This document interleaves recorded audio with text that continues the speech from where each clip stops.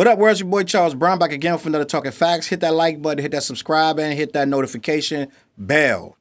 All right, man. The Heart, Part 5.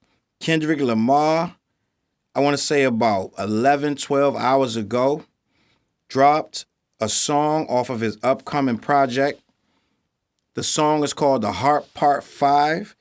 And if you didn't know that was out, you're probably not in the hip-hop game as deep as you think you are. You probably don't know as much as you think you know about this business because everybody knew that the song was out, right? Came out yesterday sometime or last night or whatever. And I'll be honest with you, when I first saw somebody post it, actually I think I saw it on my YouTube feed or something. Something happened. And I saw The Heart Part 5. I was like, Kendrick ain't gonna drop no random song. It looked like some, like, you know how they do these, like, guys who do these fan videos where they take an old verse and put their own beat, or they mix it to something else, or they make a whole new video. It happens all the time. You see like collaborations online, Cardi B featuring Nicki Minaj and Case, and you know what I'm saying? It won't be a real song. It'll be like 3 different verses: Foxy Brown, Nicki Minaj, Cardi B. Like you know these people would never record together, but somebody will take the verse. So I thought this was an old Kendrick verse that somebody randomly put together. I was like, I'm not watching that. I don't feel like watching. I'm waiting for the album. Like everybody else in the free world, I'm waiting for the album. I'm not one of these people like, yo, where the album at? Kendrick, like, B, where the album? B, what about? Like all these people, I'm just waiting for it.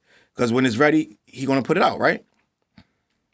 So I saw The Heart Part 5. I didn't know that it was new. I didn't know it was a real release until I saw somebody else went on my Facebook page. And he said, I'm sitting here waiting for your response to The Heart Part 5, right? He said, I'm waiting for your reaction to The Heart Part 5, Kendrick. And I was like, oh, that was a new song. That's not a fan-made-up song. That's a real song by Kendrick. I'm like sitting here, I'm doing all kind of other stuff when I could be listening to The Heart Part 5. So I went immediately on to YouTube, clicked the video from my phone, and I watched it. Now, this is what I'm going to say about this right here, right? I got a lot to unpack. No, I'm not going to play the song, because for one, Kendrick took the video down. So I had watched the video probably 5 times before he took it down. He took it down. You can go to see the page, but the video's unavailable. And the comments are cut off. So Kendrick's doing Kendrick right now. You know how he do just stuff that you're like, why would you do that?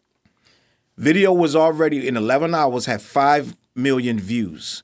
Was #1 trending in music, and Kendrick removed it for whatever reason. Maybe he can put it right back just like the same way when they pulled down, I think it was Rebecca Black's Friday. They pulled it down. She had the most views in history, and they pulled it down because somebody tried to sue her, and then they put it back up. So maybe he can just click a button, put it back up. I don't know, because the video page is still there, but the video is unavailable for whatever reason. I don't know if it crashed. I don't know. But it wouldn't crash and its comments turn off. But I have some stuff to say about this song. I don't normally react to songs because I'm an album kind of guy. I'm not going to really react to a lot of songs. I'm not the guy going to play the song and bob and be like, oh, this no. No, that's not me. I don't do that. What I do, and I've had people in my comments like, yo, play the song. Listen, I'm not playing the song if that's what you came in for. I'm talking about the song. My stuff is more cerebral. I wouldn't even talk about something that I didn't think. I would never review one song. Let's just say that. Unless this song literally changed the entire game. I have massive to say about this one song. For one, with this one song, right, Kendrick has rearranged my top 5 MCs of all time. And I know some people are going to be very surprised by it. And some people are going to say, how dare you change the top 5 MCs with one track? But this guy's been putting so much work. He's been inching in the top 5 for years. And I really just put him in, put it like this. I put him in my top 10 a while back. I had to remove people, but he's in my top 10.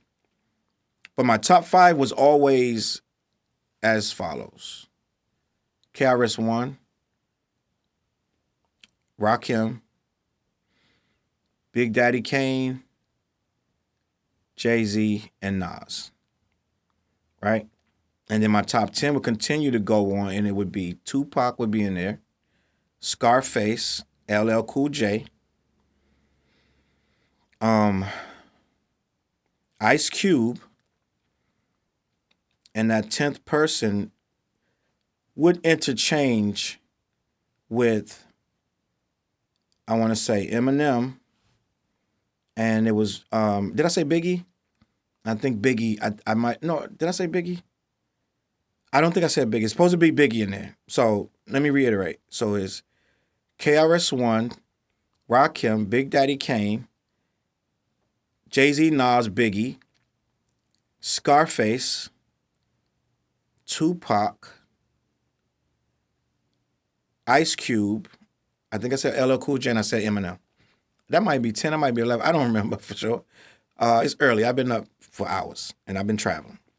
But as years went on, I moved J. Cole and Kendrick in that top 10.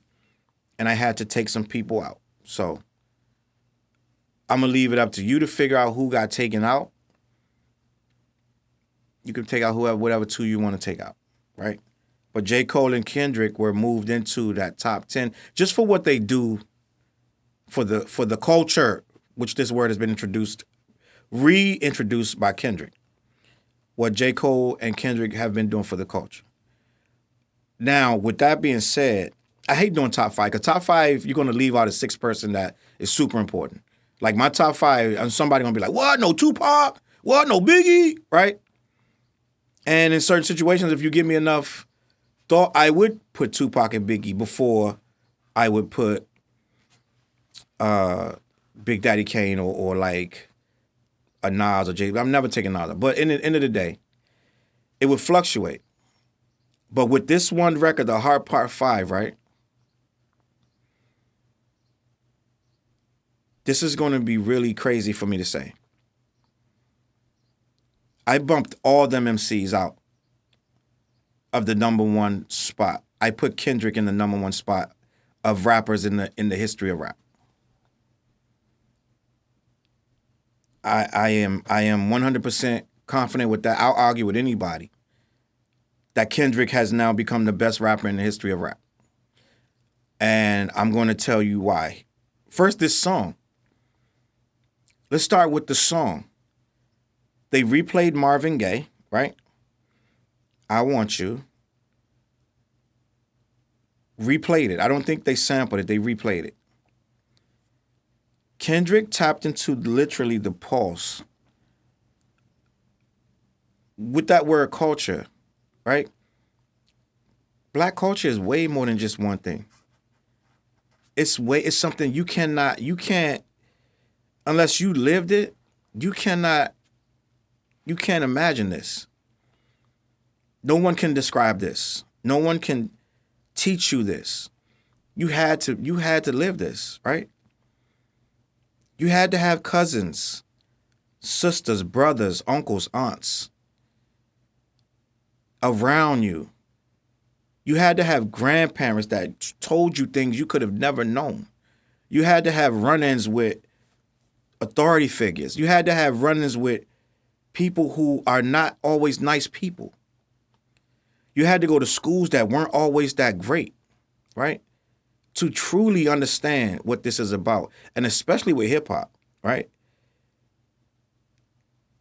You have to combine all of that and then put a beat over it and understand the origins of it, right? If you don't really understand what hip-hop was about and why it was created, right? You have no way of knowing what an MC really is supposed to be doing. You're looking for bars. You're looking for a dope beat. You got no clue what this is really about, right? You think it's just about a hit record on the Billboard. You think it's about first week sales, right? You think it's about what people are saying on Twitter about the last record or the next record or the record, who's the features. You think it's about what label it's on it, who co-signed this, right? What blogs is saying this is hot? Absolutely none of that matters to be a real MC, right? None of it. I seen KRS-One come from, in his own words, a homeless teenager into arguably one of the greatest rappers, whether you like him or not. You're not taking that away, that KRS-One arguably is one of the greatest rappers to ever do it, because he did it through so many eras. And a lot of what he said came true. And a lot of stuff he said has been duplicated and reduplicated in many different ways. And people didn't even know that they were doing a KRS impression almost. A lot of stuff that he initiated became hip-hop staples, right? So you're going to be like, give me an example. I'm going to say, well, KRS-One is the reason a lot of these people are talking about 9mm and drugs. You're going to say, well, what about Schoolie D? And I'm going to say, what about him? Right? You're going to say, what about Ice-T? I'm going to say, what about him? They didn't do it the way KRS did it. Right? KRS did it, and he actually did it as if he was teaching you something. It was a different animal. This guy was so black and so rebellious, but at the same time, super thugged out and super punch you in the face. It was a combination of everything hip hop. And he was intelligent while he did it. The Message record was the first hip hop record to have a story that was completely immersed in the culture of what was going on in the street. Not at the disco, not at the party, not at the club. It was the street. Broken glass everywhere, right?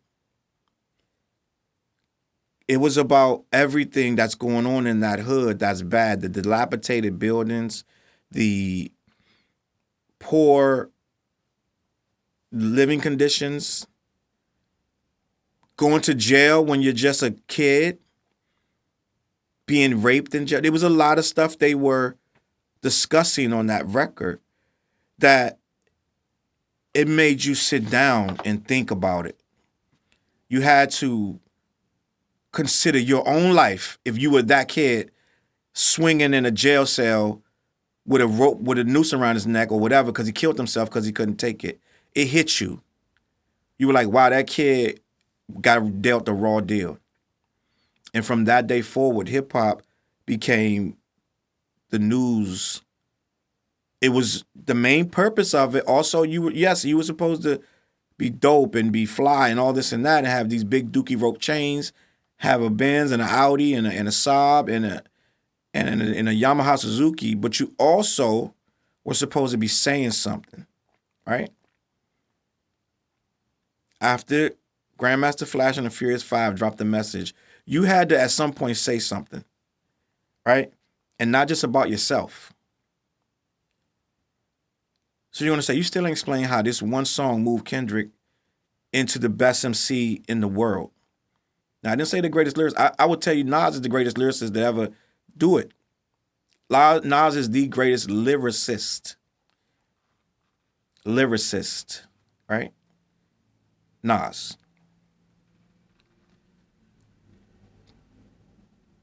And Jay-Z's great for what Jay-Z does. Jay-Z's one of the greatest at a lot of other stuff on that list, right?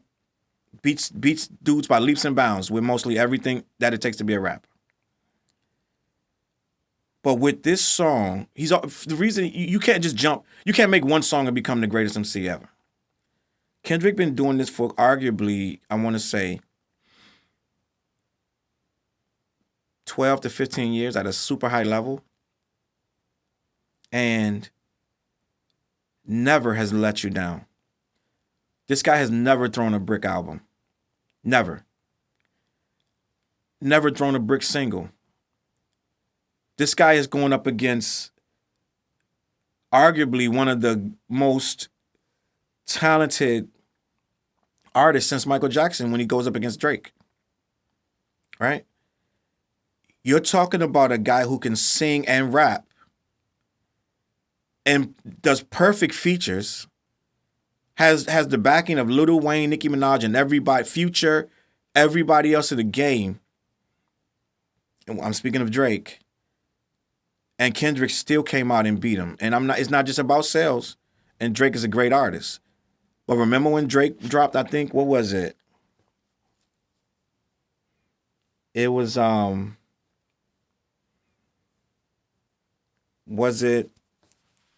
it wasn't Views. Was it Views? Or the one after Views? The numbers was ridiculous. The title escapes me right now, but ridiculous, unseen numbers. Especially since the game had died down as far as record sales were nowhere near what they used to be, right? Drake came in with that release. I'm trying to remember what it was, but you would know more than me. Destroyed the game. Right before Kendrick dropped Damn, right? And it was like, this is understood that this is Drake's game to do it as he will. And he, don't get me wrong, he dropped huge numbers. I think this was around the time where he was in the little thing with Pusha T. And he dropped these huge numbers, this huge record, right? It wasn't even close. No one was touching him. He had completely destroyed everybody, right? And then Kendrick came out.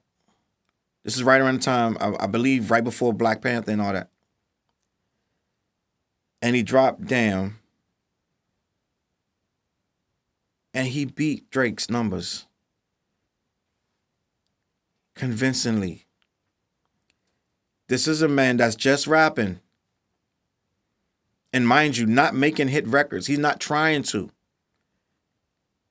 For all of the time that Drake and Future sit in the studio and think of we only doing hits, hit records. That guy know how to make hits, get him in here. This guy sound good on hits, get him in here. This all hits. This is DJ Khaled time right now. And Kendrick is somewhere with Soundwave and whoever else making sheer art and still beating you with sheer art. Talking about the Black experience, talking about rap, but not talking about rap at all. He's talking about life. And part of it happens to fit into the rap bubble, and you still wanted to hear it. Millions wanted to hear this, right? This is MCing at a high level where you can engage people who don't even listen to rap like that. On your own terms. It's not ABC cookie cutter stuff. It's not rhyme, hook, rhyme, hook, rhyme, hook. 16 bars, hook, 16. No. It's wherever the song takes this man, that's where he goes with it, right? When I saw this guy do that, beat what essentially is the Michael Jackson of right now. Imagine a rapper beating Michael Jackson in his prime. Process that. This is like KRS-One beating Michael Jackson. This is like LL Cool J beating Michael Jackson. Right? And he beat him. It was phenomenal to see. With real rap. Right? Real rap. Not cookie cutter or this guy wrote it over here or that guy. Real rap. How many features on Damn? Outside of like Rihanna or something like that. It ain't a lot. It ain't a lot of rappers all over it rapping and doing this and that. And they wouldn't even fit in the bubble that he's in the first place. So with that being said, here we are. So you already put the work in. Good Kid, Mad City, To Pimp a Butterfly, Damn, Section 80. He already put the work in to be considered with the greats in that top 10. But to be the best that ever did it, you're going to have to come at a time where right now in rap, right? If you look hard enough, you're going to find great music, right? We all can say that if we look hard enough, we're going to find whatever we want. But end of the day, only the goofiest stuff wins right now. Right? Now, there's always an outlier. Pusha T just went #1 with a great album. Pusha T just went #1 with a great album. But that's rare. That's rare. A lot of this stuff, you can take the lyric sheet from one of the songs, give it to the next guy, and he can make a brand new song with them same exact lyrics, and you would not know the difference. You wouldn't know the difference because they all sound the same. They're talking about the same nonsense. Outside of a few Cole verses that are phenomenal, outside of Benny the Butcher right now and like Conway, right? Ransom, a couple people spitting, right? Royce the 5'9", Crooked Eye. Yes, it's some great spitters. But for the most part, are they selling? What's selling? So we're talking about a time where to get a record to do 500,000 units, you damn near gotta be Lil Nas X. Or you got a Drake feature. Or you got Drake and Hove. Like, you gotta have the most phenomenal marketing scheme.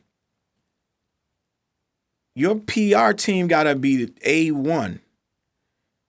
You're gonna need global playlisting to even, and it gotta be, and your music gotta be mad digestible to DJs to ever compete in this market. And last but not least, your subject matter gotta be extremely goofy in a way. You know what I'm saying? I'm just being 100%. Because to me as a grown man, talking about walking in a club with a Big John stack of money and 4-5 chains on, chilling in the VIP, standing on the couches, to me, I don't know who that's real life to, right? But for most of us, grown men not doing that, I don't know what to tell you. That's not everyday life. That's not everyday, because most grown men working hard for their money. They are not going in no club, throwing their money in the air and buying $400 bottles of nothing. Right? Every now and then you're going to go, hearing it, yes. But it's not your way of life. Let's just be like that, right? And who can afford that outside of a scammer or a drug dealer or a stick-up boy? Like, who can afford that? Who's running around with money to make a money phone daily that's not a scammer, a stick-up kid, or a drug dealer? So it's not realistic to an everyday person. So the music doesn't relate to a grown person like me. It doesn't relate to me. So none of this stuff is MC worthy. It's not worthy of saying this is the top 5 lyricists. So when you drop a top 5 lyricist in today's market, like Nas, he's on his 3rd release in the last 2 years. But I didn't see Nas going number like 1. I didn't see Nas doing 500,000 in his first week. And that's my guy. I love Nas making the best music of his career. Him and Hit Boy. The best music of Nas' career right now, hands down. You're going to have to go back to Illmatic and start something with conversation with me about Nas' entire career. You're going to have to go back 20-something years to talk about the music being this consistent. 3, 4 albums in a row. King's Disease 1, King's Disease 2, Magic. You're gonna say Nas had that kind of run? You lying to yourself. Nas is making the best music of his career, but he's not banging out 500,000 first week, and it's not selling like that. That's what I'm trying to tell you. So if you're being that super conscious and lyrical in this climate, and you can do 5 million on your first day with your first video release, and still be super lyrical and conscious. And I ain't even get to the song yet. I'm about to get to the song right now. I'm not gonna hold you too much longer.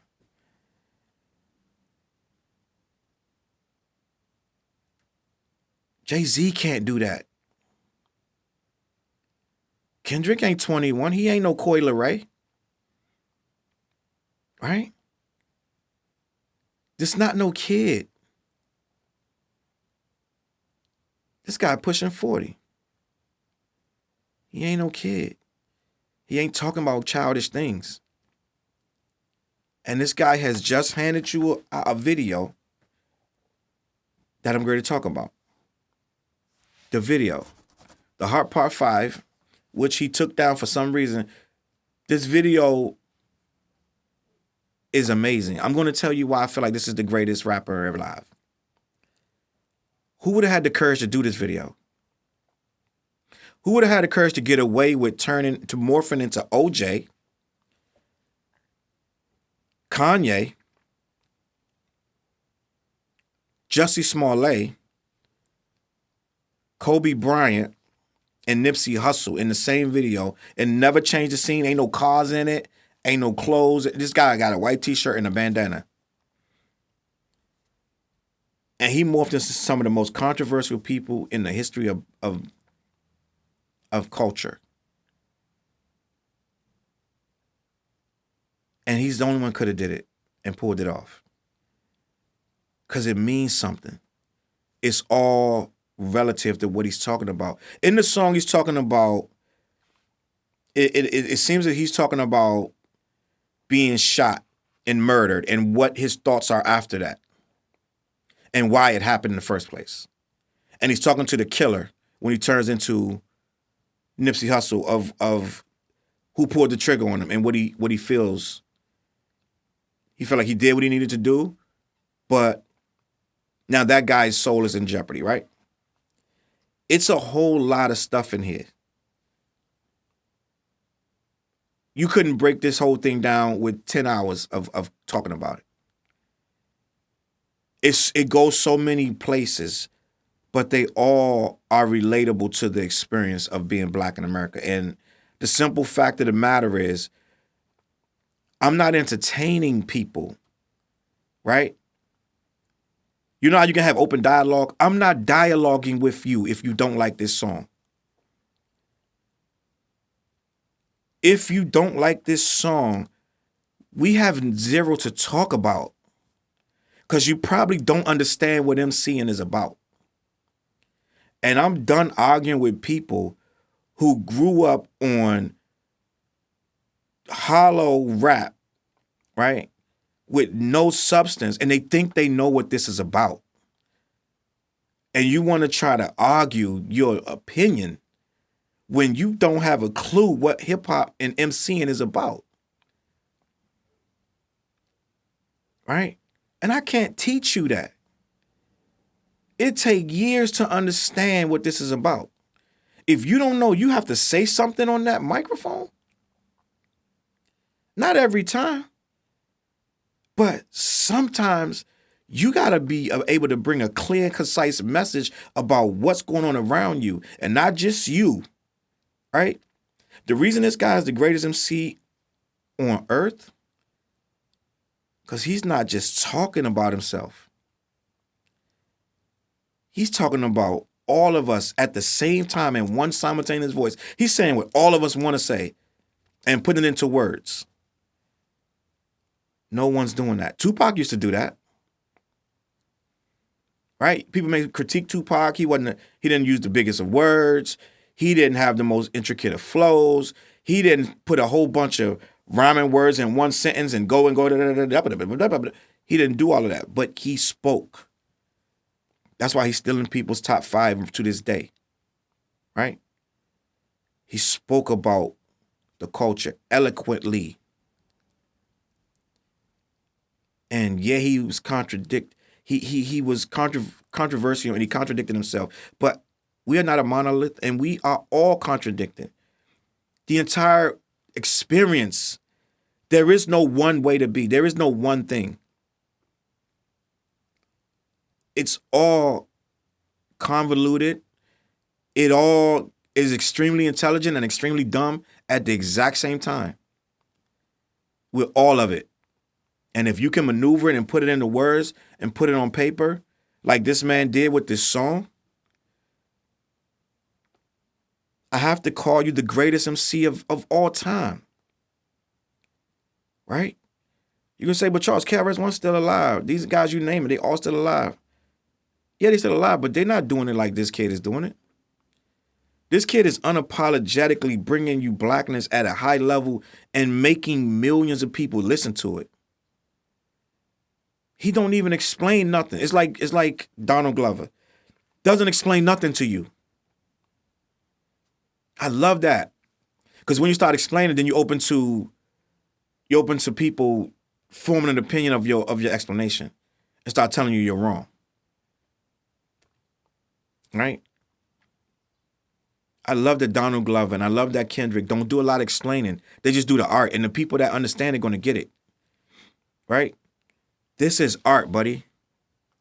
I don't know if you think this is just a rap song. This is going to resonate for hundreds of years. A lot of this stuff you're listening to going to be gone. In 100 years, they're going to be museums with this guy's picture in it, with these words on the wall. Right? With these videos on the loop. Because it's such a moment of human history that he's recording. That's what an MC should be doing. Recording human history. Pleasure, pain, everything in between. And especially if it's his own people that he's recording and their pain, right? If you are one of these people who say stuff like, he's just a rapper. I'm not talking about Kendrick. I'm talking about if you say that about anybody, oh, he just rap. That's all he do is rap. That's it. You don't get this. That's what you're supposed to do. You're supposed to say a lot. Kendrick says a lot with one song. The video is unapologetically human and creative. He didn't explain why he put Jussie Smollett in there. He didn't explain why he started with OJ. He didn't need to. When you saw it, you just was fixated. When the words changed, that's when he changed to the different person. When he had Will Smith's face on and he said, hurt people continuously hurt more people. That hit, bro, like, it's so many levels to this song that resonate with the visuals and the wordplay and the actual context of each morph. At the end, the whole last thing is about Nipsey talking to his kids and his wife. Right? This is a man who does not care if you want to listen to conscious music for lack of a better term, or not. He doesn't care if you want to dance or party, and it doesn't matter. A real MC is going to be extremely creative, and he's going to still be able to get you to listen to it, even though you don't want to hear nothing that he's talking about. I want to say 55, 60% of people that click that video would never listen to these lyrics from another person. Never. But somehow he's got you sitting there listening about some black kid who got shot and killed in anywhere hood, any ghetto, USA, and how it felt. He ain't bragging about it. This ain't drill rap. He's talking to you. And on that note, I implore you to tell me why Kendrick is not the greatest MC of all times at this point.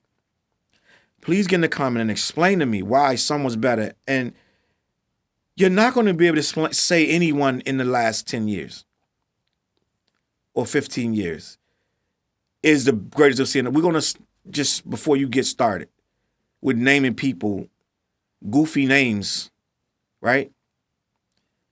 It's going to have to be somebody with a mad long track record, not a one dope album, two dope albums, or they look good in a swimsuit. Like I need you to explain to me, whoever you're going to say at this point is better than better than Kendrick.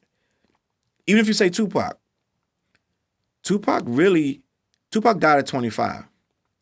Had he lived at 37, God knows, then we could have a conversation, because the music that he put out might have been 10 times better than what he did, right? But his career is actually short, his musical career.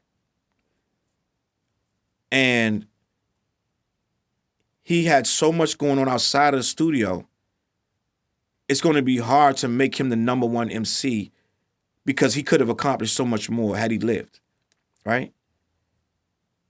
You might say Nas. I'm going to say Nas was never this consistent in his entire career. Never. He never did these numbers. He never had the consistency of this. He never had this kind of fan base. Granted, we have social media and all these things. So then you're going to say Jay-Z, and I'm going to say nah. Right? Jay-Z is Jay-Z. Is nobody. Jay-Z is, I'll give you this. That's Hov. And he does what Hov does. At a level untouched. We'll see if Kendrick could be 50 and still doing what Jay do, right? And Jay's catalog is massive. And Jay has made records that hit you, but this guy hits you every single time. Every single time. It's never going to be complacent rap, right? So I'm going to, again, put that challenge out. Who would have been able to pull this off? Rakim? KRS? Big Daddy Kane? Who would have been able to pull this off at this level? I'm going to leave it at that. This is my reaction. Kendrick, The Hard Part 5 is a masterpiece record. Kendrick has become a masterclass MC, and I believe he is the best MC in the history of rap. That's all I'm going to say about that. Let me know what you think in the comments. Chuckwick, CLBMG.com. I'm going to catch y'all on the flip side. Force Multipliers. Look in the playlist. Me and Dale, a.k.a. The Ugly Professor, got an album out. Check it out. Clash the Podcast every Wednesday night. I'm going to catch y'all on that flip side. Peace. CLB.